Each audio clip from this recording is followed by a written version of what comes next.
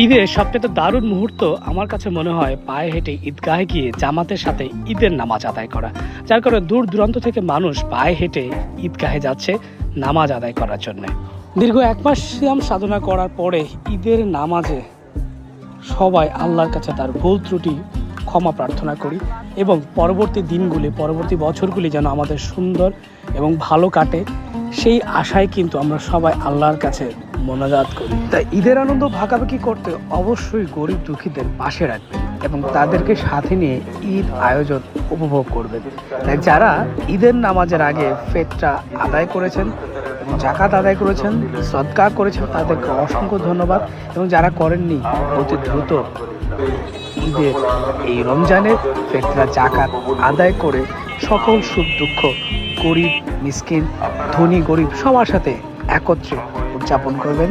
সবাইকে ঈদ মোবারক।